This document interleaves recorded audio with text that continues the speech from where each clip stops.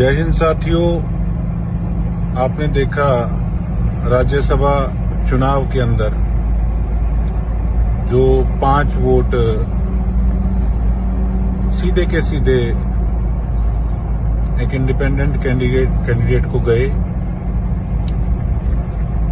अभी तक उनके नाम सार्वजनिक पार्टी की तरफ से, हमारी पार्टी की तरफ से नहीं करे गए और 3-4 वोट्स ऐसे हैं जो बताते हैं जो कैंसिल हुए। तो बात यह है कि जो वोट कैंसिल हुए, पहले तो पार्टी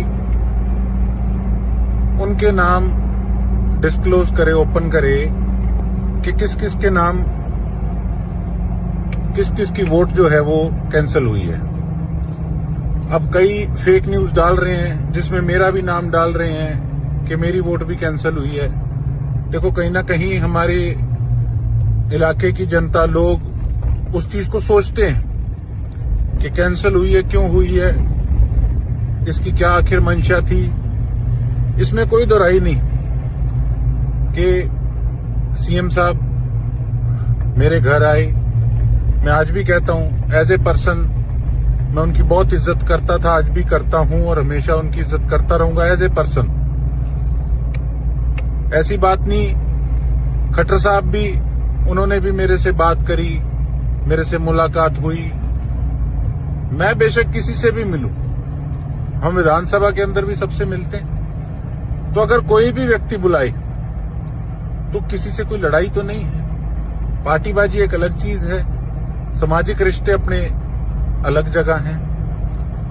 तो अगर मैंने किसी से मुलाकात की तो मैंने कुछ छुप के नहीं की। मैंने आज भी, मैं खुद अपने मुख से बता रहा हूं, इसका ये मतलब थोड़ी है कि मैं अपनी पार्टी के विरुद्ध जा सकता हूं। तो अगर मेरे सामाजिक रिलेशंस सबसे हैं और उसको ओपनली मैं कहता हूं, तो कहीं ना कहीं एक राजनीति ऐसा दलदल बन चुकी है कि शक की सुई उस पर घूम जाती है कि शायद इसने गड़बड़ ना की हो। और उसी की तरह मेरे जैसे 3-4 और नाम जो हैं वो फेक चल रहे हैं कि इन लोगों के वोट कैंसिल हुए। उनमें से एक नाम तो ऐसे है जिनके परिवार को 40 साल हो गए कांग्रेस की सेवा करते को। अगर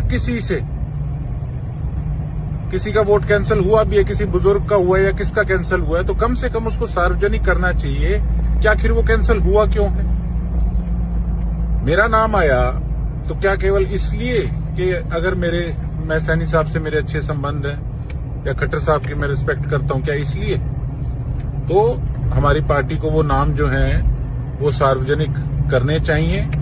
और जो 5 विधायक सीधा, मैं तो ये कहूंगा, हमारी पार्टी की मंजी ठोकने का जिन्होंने काम किया, जो कि हम बच गए, जो मंजी हमारी नहीं ठोकी, परमात्मा ने बचा लिया, उन 5 को पार्टी से बाहर निकाल के फेंकना चाहिए। मैं भी पार्टी का हिस्सा हूं, विचार रखना मेरा भी हक है। और देखो, हमें हल्के में जाके लोगों को शक्ल दिखानी है। और सबसे पहले नाम उसमें मेरा लिख रखा फेक न्यूज में। तो मैं कल सुबह 10 बजे सेक्टर 9 चंडीगढ़ में जो हमारी पार्टी का ऑफिस है, मैं वहां जाकर गेट पे बैठूंगा, वहां धरना दूंगा कि रिक्वेस्ट करूंगा अपने नेताओं से कि उन लोगों के नाम सार्वजनिक किए जाएं जो 5 लोग कांग्रेस को नुकसान पहुंचा गए, और जिन 3-4 लोगों की वोट कैंसिल हुई है उनके नाम भी स्पष्ट किए जाएं। ये कहीं ना कहीं आज शक की सुई हम पे है, हमारी मजबूरी है।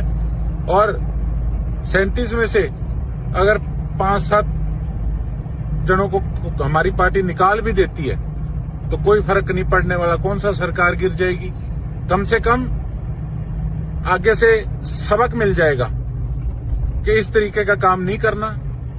नहीं तो उस एरिया के अंदर आप कोई नया नेता भी पार्टी नहीं दे पाएगी और वो लोग अपने हिसाब से सरकार से भी सेटिंग रख के काम अपना जो है वोट की डील में वो कराते रहेंगे।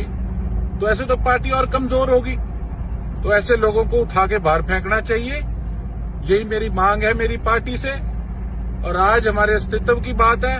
इसलिए मैं अपनी खुद की पार्टी के दफ्तर के आगे कल सुबह 10 बजे धरना दूंगा, और मैं गुजारिश भी करता हूं और भी हमारे विधायक साथियों से कि आप भी आए।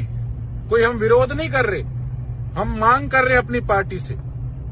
एक बच्चा अपनी मां से मांग कर सकता है कि हमें ये चाहिए कि आए। आज आप पे भी कहीं ना कहीं शक की सुई आपका कोई भी विपक्ष का आदमी कह सकता है कल को फेक निकलवा के कि आपकी वोट भी कैंसिल होगी। तो बताइए फिर हम उस श्रेणी के अंदर हम क्यों आए जिन लोगों ने धोखा किया पार्टी के साथ।